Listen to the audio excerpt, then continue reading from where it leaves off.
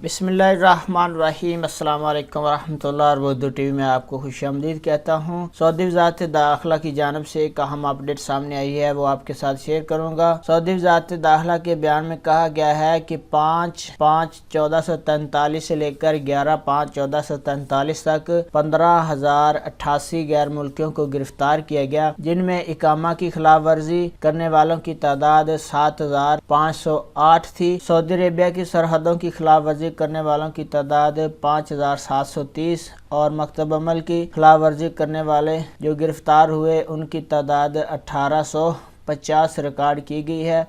454 ऐसे अफराद थे जो सऊदी अरेबिया की हदूद अबूर करने की कोशिश करते हुए उनको गिरफ्तार किया गया।